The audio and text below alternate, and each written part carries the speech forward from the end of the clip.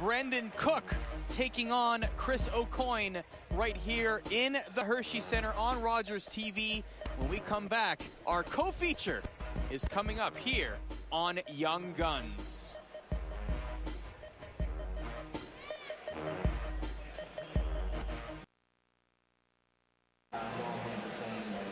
It's a near capacity crowd here inside the Hershey Center. There you look from the vantage point of the fighters coming out of the entranceway. It's Young Guns Championship Boxing. Later on, a Canadian welterweight title is on the line. It's currently vacant. Samuel Vargas will take on Montreal's Manoli Plaitis. But right now, we're going to take a look at some footage from Brandon Cook. He's fought here once or twice before, Corey. Yeah, made a lot of fans in a short period of time. It's not often you can see a fighter at his stage in his career be a co-feature on a card. But the fans have spoken. There were a lot of calls made to Hennessy Sports, and they wanted to see him back here. Let's face it, sometimes the fans don't care how good a fighter is. They care about the action that he provides, and that's what Brandon Bad Boy Cook brings to the table. Time to go inside the ring to Thomas Schreiber. Ladies and gentlemen, let's welcome to the ring, fighting tonight out of the blue corner, Chris Aucoin. Chris Aucoin is from Brantford, Ontario. He has a losing record of 4-5-1. He's coming off of a win, but obviously in boxing, records are to be taken with a grain of salt. How much salt do we take with this record in particular? Well, one thing is important. He has no knockouts. He's never stopped anybody, so Brandon Cook is a guy who likes to move forward, doesn't have a lot to worry about, we think. The other thing is that he has been stopped. We've seen him here at the Hershey Center, stopped by Ryan Wagner, who, in my opinion, probably doesn't hit as hard as Brandon Cook does. So a lot of things in Brandon Cook's favor. However, in Aucoin's favor, he's been in the ring more than Cook has. He's had different looks, fought different types of guys. So a little bit of veteran experience, but really the difference between 4 fights and 9 fights at this level that they're at might not be that significant. Well, if you're looking at rounds boxed, Aucoin has 45 rounds versus Cook's 10. So that tells you in terms of experience.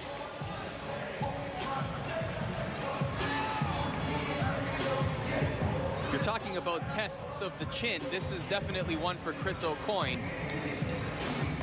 We are well aware of the skills of his opponent. He has been featured here on Rogers TV before, particularly inside the Hershey Center. And let's welcome him back to the ring.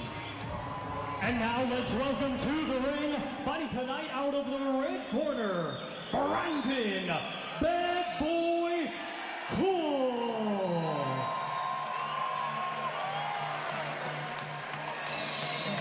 This will be a 6-round fight. Brandon Cook is well used to 4-rounders. This is a jump in rounds for him. But I tell you what, you can hear the capacity crowd. In fact, on Twitter, at his Twitter account, BadBoyCook13, he has said that he has sold 8 tables and over 100 tickets to this fight. So you know he has a hometown advantage. And these tables aren't cheap. No, they're not. I have people at the table behind me. I know what they paid. So Brandon Cook, like I said, he brings people out here. People want to see him fight. When people think about boxing, when you try to bring the casual fan out, you want to show them people like this because it looks like a fight. Sometimes boxing can't be that thrilling to new fans. Brandon Cook makes it very easy to bring those in. He loves to come forward. We know that he has that no-nonsense attitude. He will eat a punch to give you 3, and that, like you said, often riles up the crowd, and that's the kind of fighters they love to watch. As Brandon Cook makes his way inside the ring, let's get to the official introductions. Ladies and gentlemen, it is now time for our co-main event, and it is being brought to you by United Boxing Promotions in association with Hennessy Sports, MO Productions, and Eye of the Tiger Management. It is sponsored by TransClean Protein, Everlast, PartyStarPoker.com, Superstock.com, Pillar Security, and BoxingExaminer.com. This bout coming your way is scheduled for 6 rounds of boxing in the middleweight division. Our 3 judges assigned, scoring on a 10-point must system, will be Kelly Zolnierczak, Alan Davis, and William Boodhoo. Our referee in charge, the 3rd man in the ring, will be Mark Simmons. Introducing to you first, fighting tonight out of the blue corner. He's wearing black trunks and weighed in at 158 pounds. Hailing from Brantford, Ontario, Canada, his record consists of 4 wins, 5 defeats, and 1 draw. Ladies and gentlemen, please welcome Chris Aucoin. And his opponent across the ring, fighting tonight in this co-main event out of the red corner. He's wearing blue trunks with black and silver and weighed in at 159 3/4 pounds. Hailing from Ajax, Ontario, Canada, he is undefeated with 4 wins, and 2 of his 4 wins come by way of knockout. Ladies and gentlemen, here is Brandon Bad Boy Cook.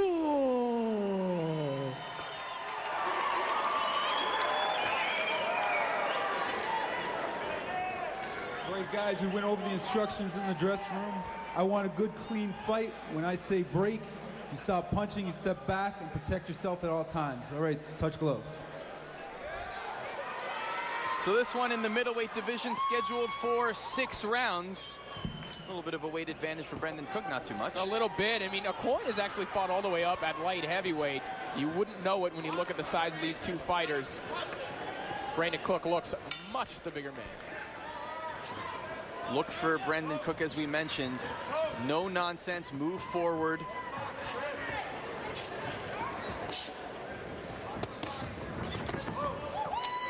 So Aucoin early on pushing Bad Boy to the ropes, though. Again, I was speaking with Cook's corner just yesterday, and they said, hey, we want to show that we can box a little bit in this fight. We're not just a forehead first kind of brawler, but I get the sense that Cook's instincts will eventually take over. It'll be interesting to see Cook in those 5th and 6th rounds if the fight is to last that long. Simply to see what he has learned in the gym and how he adapts to that situation in a professional environment.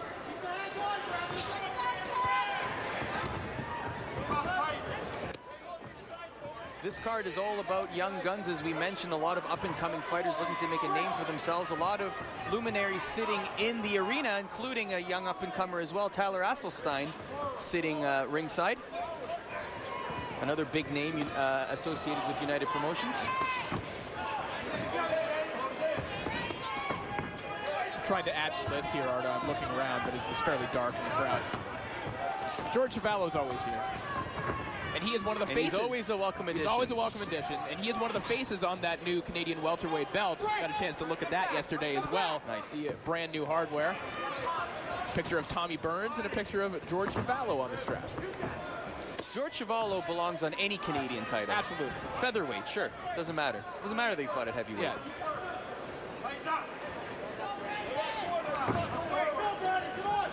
Interesting, we spent a lot of time talking about Brendan Cook moving forward, but in this round he's been moving backwards. Yeah, we apologize to anyone who expected, you know, crazy action in the first round.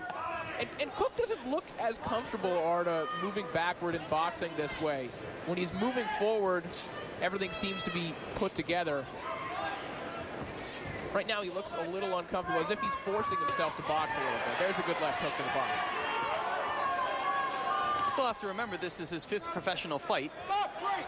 Definitely lots of development here. And let's talk about that. The head movements, the cutting of the ring, the combinations. I mean, these are all things that maybe he's just looking to unload in this fight, and it's going to be treading new waters. Certainly, and it's not a bad thing to get rounds in either. These are some of these things you need to learn on the job, and not just in the gym, but without the headgear, in real live game situations. And these are things he's going to need to learn, and these little tactics, more than a tactic, but the ability to fight on the outside is something that he's going to have to tap into if he wants to move up the ladder and get to the level that he wants to reach in the sport of boxing. So round number 1 comes to a close. Brendan Cook moving backwards for the overwhelming amount of that round, but how did you score it? I still think he won the round, but I am fairly convinced that he could get a point out of here if he wanted to. And I know that sounds premature, but I think if he started moving forward again, if he decides to do it, he's going to get a coin in trouble. Taking a look at some of the highlights, Brandon Cook using some of those combinations that we talked about. Yeah, there's one right there, boom. He's putting the jab out there, and he gets that hook to the body, but he's a little far. He's catching a point with the very end of his punches, and that's what I mean about Cook being a little bit better suited at closer proximity, because when he throws that jab and that hook to the body on the inside, he's throwing it with power. All right.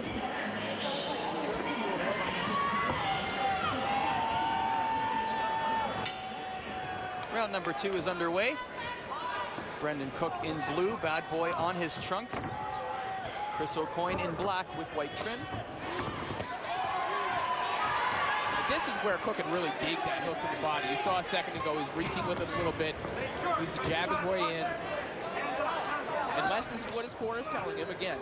But he's better off sort of at this range or closer against the corner. So Aucoin seems to have more of an offensive mind in this round, trying to throw more punches, trying to get Brandon Cook off of his game plan, or trying to disorient him in that ring. Cook, though, using that power, he'll be able to throw Aucoin around in this fight if it comes to that. Get some shiny new rival trunks as well, Lardo. Luxuries of winning a few fights. Not only is Corey Erdman an expert color commentator, he's also boxing fashion expert. That's right, an expert in shiny trunks. And in-style boots. Well, ones from this decade. And perhaps purchased championship belts. Well, did you notice as well that Benito Quiroz wasn't wearing socks? Yes, that I did notice that as well, yes. He was like a Tarahumara Indian. He's just sort of wearing moccasins in the ring. Absolutely, yes, that was noticed, yes. That was put in the coffers of the mind, though, and I'm glad that you brought it out of there. Well, it's a long broadcast. Sometimes you got to talk about socks. One man in this fight is wearing white socks, the other black. Hook to the body and then upstairs by Brandon. Nice uppercut there by Cook. This is where he wants to be. He's comfortable fighting on the inside. I'd like it if he spun a point around here. There we go. There it is, yeah. And like we said, he will have the power to do so. He will be able to impose that throughout the fight. Look at them going forehead to forehead in this fight. They have no problem fighting in proximity. No, and this is what we expected from Brandon Cook, and this is where he's comfortable and could probably dominate a corner. You know what, Corey? We were talking about how Cook has no problem eating a punch to give you 2 or 3. Now we're seeing a one-to-one exchange here. That may be due to a change in game plan, perhaps? Maybe, but he's going to win those one-to-one exchanges. And there we go again. I like that he's spinning Aucoin. Aucoin's footwork is very clumsy. And if he wants to spin him around and get position, he can. I think he just needs to realize that Cook's corner needs to be telling him, get in front of him, get Aucoin's back on the ropes, give yourself some space, and unleash. Looking for holes there is Cook with those hooks. Nice straight jab there. Lands. Landing more with those jabs. He seems to be finding a home with those jabs. He seems to be throwing them at will at the end of this second round. Nice uppercut there as well by Cook. A little bit of excitement here to end the round. Those jabs all due to the jab. Well, the jabs are landing because Aucoin doesn't really move his head so much as he kind of waggles it back and forth. He looks like Stone Cold Steve Austin. He's not really moving his head. It's just there. Or D'Lo Brown, right. perhaps. And it's getting hit with that jab with ease by Brandon. Here we look at some of the highlights. I mean, this is jab central right here. Look at this. 1, 2, 3, 4, 5, 6, 7, 8. 8 jabs in a row landing on the chin. You know, it's a good sign when a prospect or an up-and-coming fighter can double up that jab, but it's good to see that he can push 8 of them out there at once. He did, Aucoin did land a counter there, but it didn't seem to phase Cook, and I think that Cook is going to get more confidence from that as well. He's starting to understand that nothing is going to phase him, much like in the Denton Daly fight previously. And you have to understand, too, that if you're going to throw 8 punches, that, yeah, you might get hit with 1 in return. That's a pretty good ratio. I like that exchange rate. Not bad. 8-1.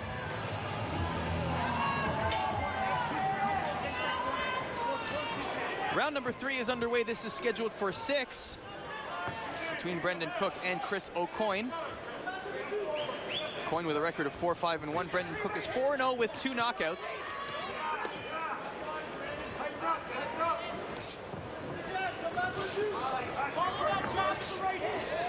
Brendan Cook trying to find a home for those uppercuts as well. Aucoin trying his hand-ed combinations now. Aucoin's corner telling him to tighten up a little bit, and that's a good idea, because you don't want to give lanes for Brandon Cook to land those uppercuts. And if he can tighten up, get that guard up there, he might take that away from Cook and force him back out to the outside. Not sure if it's noticeable on the telecast, but Aucoin has a tattoo on his stomach that says game. It's not filled in. That's right. It's just the outline. Always interesting to see the motivations behind fighter tattoos. And well, the motivation here is to make enough money to get it filled in, I would assume.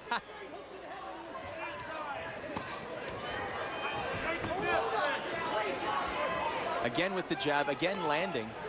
You're seeing the earmuff positioning from Aucoin, and that is allowing Cook to get that jab right through. Nice looping hand there, though, by Aucoin.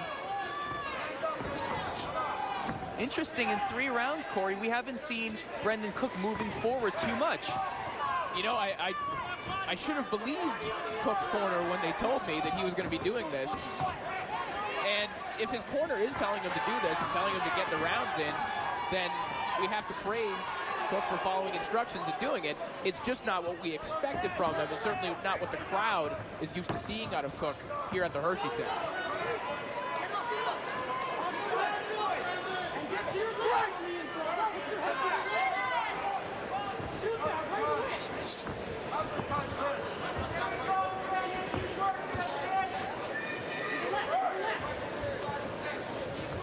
More shots in proximity by both fighters. Cook and Aucoin perfectly happy to fight forehead to forehead. And that's where Cook really cranks on his punches and gets that leverage on them. You haven't really seen him commit to too many hard left hooks the way that we had before. He was doubling and tripling those up last time out, not the case here tonight. Now Brendan Cook is putting his head down. Aucoin did land a big looping left hand there, and that may become the case as this fight continues on, but more exciting flurries here. The crowd is starting to stir as Cook, oh goodness, Aucoin almost had an opportunity there to knock him down as Cook was getting out of the ropes. Well, Cook's landing a good short right uppercut on the inside, and then he's moving away so he can't be countered, and I really like that. You look for little things like that hard right hand. Round 3 is coming to a close. Cook's starting to warm up and to go back into the fight that he's used to. We were talking about the uppercut earlier, right at the end of that round, and throughout this round, Corey, it has been finding a home.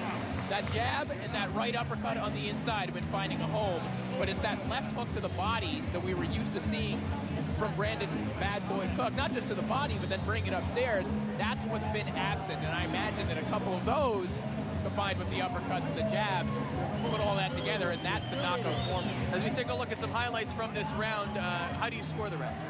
I definitely gave it to Brandon Cook. I mean, he was snapping the head back of Aucoin. Aucoin wasn't doing too much more than keeping constant movement.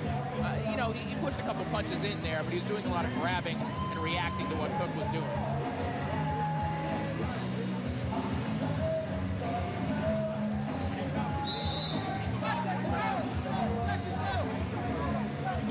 Just over the halfway mark of this fight. You have it 3 rounds to nothing for Cook. 3 rounds to nothing. And I just saw in his corner, they're signaling for more uppercuts. So let's look forward to that. And why not? Well, it's working. If it ain't broke, don't fix it. The old adage. And that jab, again, it's the jab and the uppercut that's really paying dividends for Brandon Cook right now. The very first jab of this round, Arda, opened up the nose of Chris Aucoin. Right now, it is spraying down his face. You got to wonder how that's going to affect Aucoin, if it's going to make him more desperate as a fighter, if he's going to notice it at all. Right now, again, with the big flurries, this is the Brandon Cook that people are aware of as he's continuing pressing the pace of the fight, but Aucoin is staying with him. Well, this is 2 fights in a row that we've seen Brandon Cook with an opponent with nose spraying blood out of it, and so you have to believe that right uppercut has a little bit of power behind it. Just to give you an idea, not that you needed one, for the proximity that these 2 fighters are fighting in, you can see fresh blood on the forehead of Brandon Cook, and that's not from a spray. That is from exactly. Well, Artie, you have a monitor up there, but I'm going to have to use a shield here to I remember clearly when Al Bernstein was with us on the call in our last fight, a big spray of blood right onto my nicely dry cleaned suit. And you know what? That's a I can accept that as a form of payment for doing this job. So courtesy of Brandon Cook, by the way. Yes, thank you, Mr. Cook. This could be 2 fights in a row. At least I have a souvenir. Nice uppercut again in close proximity. I don't think Aucoin saw that one, and I think that Cook is landing those very, very well throughout this fight.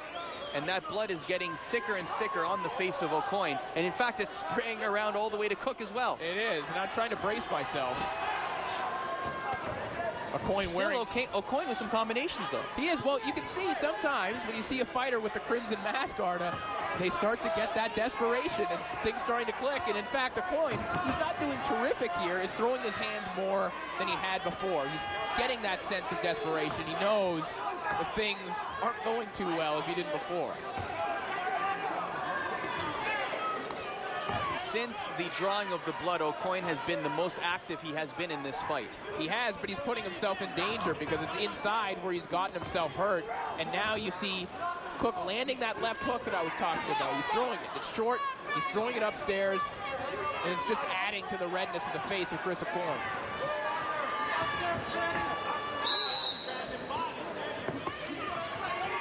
Nice body shot there leading to a hook.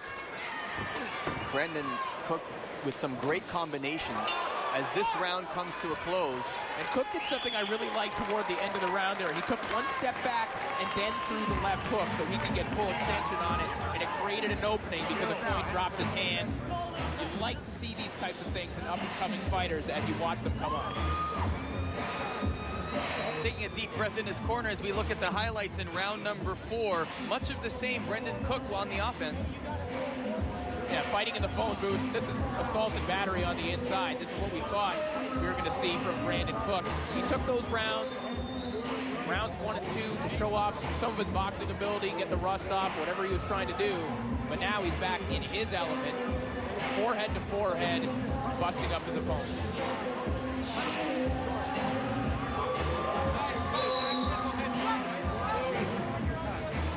Of Vaseline there by being applied in the corner of Brandon Cook. A little bit of cuts on his face as well, so you can tell that Aucoin is landing on some of the shots, but clearly the damage is more on Aucoin.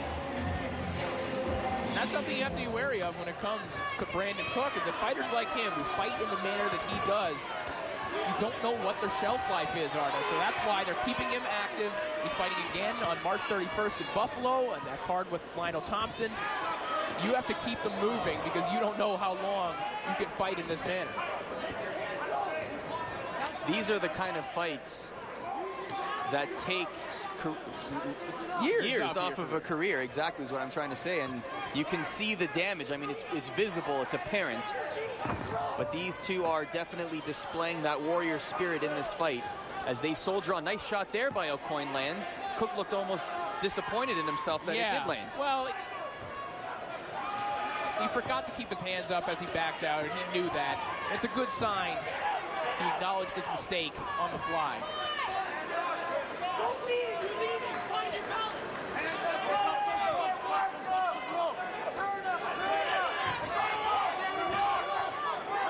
If I'm Aucoin, what am I thinking right now? I'm losing 4 rounds. It's a 6-round fight.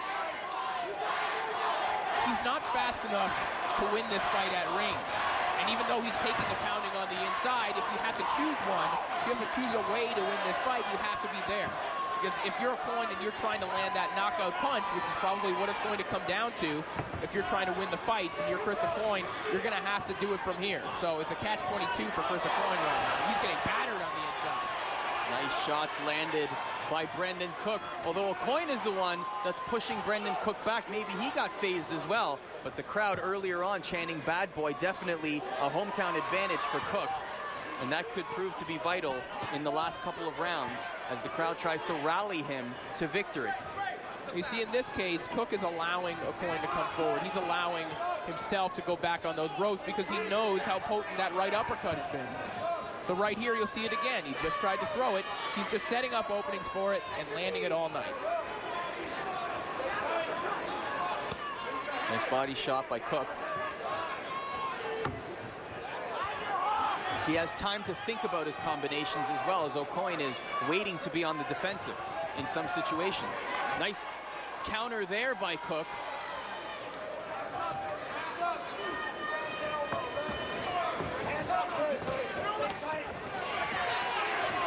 Again with the jabs. The jabs have been landing all fight for Cook. There it is, he corrected himself. He had his hand up as he was moving back. Exactly. Aucoin went for the same punch, and Cook this time, like we said, corrected himself and kept his hands up. Big flurry to end the round. Cook took another left hook and then a straight right, a sort of straight right from Chris Aucoin at the end of the round there. So he is getting in a little bit, and those are things that he's going to correct on the fly. I'm sure his corner will tell him about here. Wear and tear is certainly becoming a factor, especially in a fight like this. You got to wonder who's going to have the more stamina going into round number 6 as we take a look back at round 5. Yeah, here we go again. Brandon Cook, as I mentioned, allowing himself back on the ropes because he knows that he can land counters on the inside, hard counters like that right uppercut, like that left hook just a moment ago. That's what we were looking for in the first 2 rounds. We wondered where they were, and he's found them, and they're paying dividends down the stretch.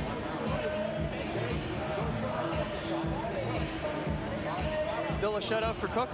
An absolute shutout for Cook. Can you imagine? He's got to put the pedal to the metal. Look for the stop is the 6th and final round.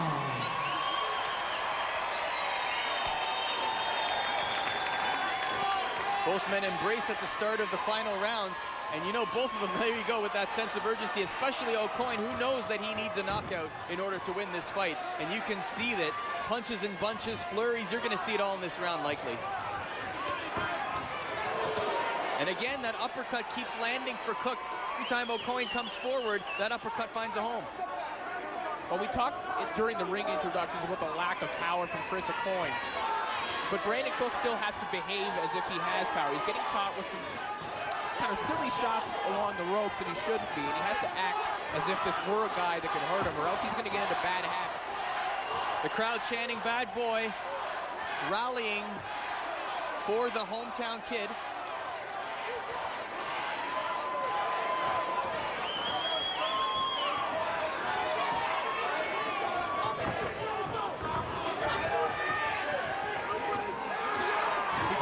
Ringside putting their shields up here, aren't they? A lot of blood flying around from the face of Chris Aucoin, and a little bit for Brandon Cook as well. That cut over top of the right eye has opened up a little bit. Vaseline hasn't kept it shut. Not since Gangrel have we seen this much blood flying in a ring. Yeah, right? Well, the Brood kind of has the upper hand in terms of this one. A lot of blood flow. More close proximity fighting here.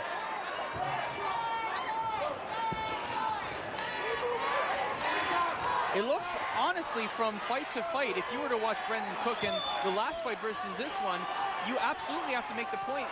Technically speaking, he has gotten exponentially better. He's being chased around. He just got slipped up to the ropes there, but that will not do much damage as Cook finds his footing.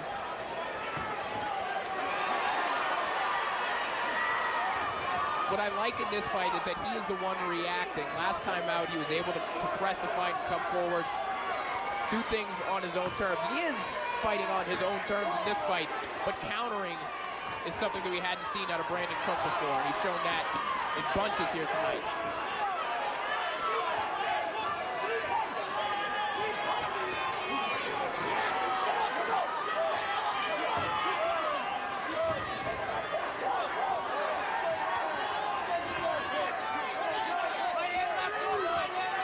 .5 seconds left in the fight.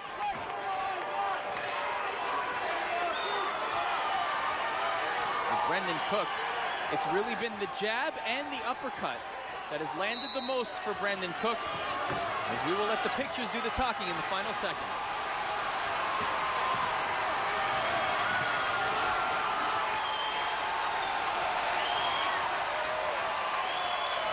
The crowd absolutely loving it. Another spectacular performance by Brandon Cook, who likely pitched a shutout here. A game performance by Chris Aucoin, but he just didn't have enough to bring to the table to stifle the bad boy. Listen, to the casual fan who doesn't know or care about footwork or head movement or technical boxing skills. This is exactly what they want to see. And that's why we get crowds of 5,000 people here, because they've matched guys like Brandon Cook well, and he puts on good fights every time he's in the ring. Obviously, there are deficiencies, and he's going to have some trouble as he tries to move up, but not yet. He's putting on tremendous fights, and people are paying to see it. Well, that reputation will certainly continue after this fight. The fans, by applause, you can tell that they certainly feel they have gotten their money's worth in terms of what they have seen from Brendan Cook in this fight. As you see a couple of bad boy t-shirts in the crowd. Probably one of the many tables, 8 of them, that he has sold for this fight alone. And they've raided the merch stand. And I tell you what, a promoter loves a fighter like that. Not only one that's exciting in the ring, but that's selling tickets for his event. Absolutely.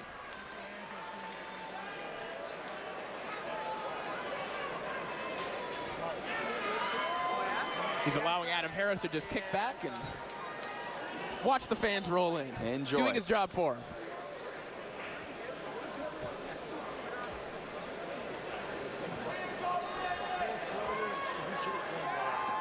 Let me know if they want to take you.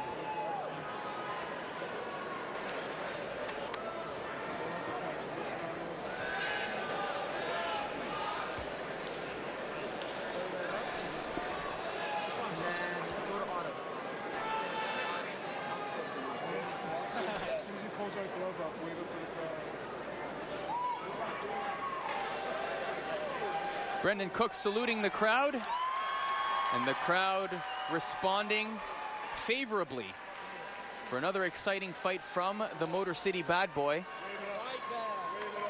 Chris Aucoin, however, getting his share of respect from the crowd for a job well done as well. A game fighter. Brendan Cook was not able to stop him. He did show a lot of heart. There's one thing to take away from Chris Aucoin in this fight. Despite a losing record, he did show a lot of heart and tenacity, and didn't mind fighting on the inside. Thomas Triber now has your official decision. Ladies and gentlemen, after 6 rounds of boxing, we go to the judges' scorecards. Judge Kelly Zolnierczek scores it 58-56. Judge Alan Davis scores it 59-55. And Judge William Boudhou scores it 60-54. All in favor of your winner by unanimous decision, and still undefeated, Brandon Bad Boy Cook.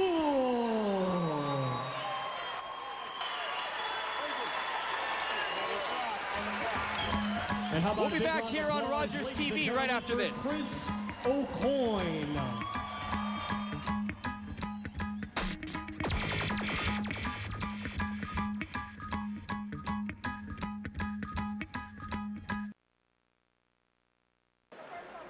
Here we are with the winner, Brandon Cook. And Brandon, brand new trunks, and they're already covered in blood. Well, what can I say?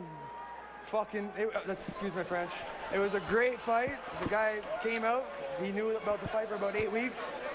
He holds a lot. I was getting frustrated, but that's the name of the game. You got to adjust to the game plan, right? So. And we saw a lot of boxing ability, especially in the first 2 rounds. Your trainer mentioned that you wanted to get a little bit of that in, show your jab. How did it feel? I felt pretty good. I was trying to throw too many hard shots, as usual.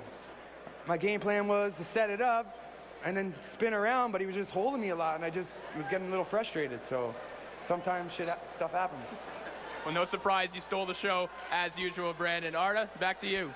Thank you very much, Corey, and another stellar performance, as we said, from Brendan Cook. Definitely has some fans here, and definitely has a command of the French language as we take a look at some highlights here. Cook, as we had expected, did not, or as we had anticipated, had not moved forward throughout much of the fight. He was very happy to react and to wait for Aucoin to come to him. And it was a different fight from Brendan Cook, but still an exciting fight. Aucoin did land some shots throughout this fight. He did have a busted nose. or at least blood trickling from the nose.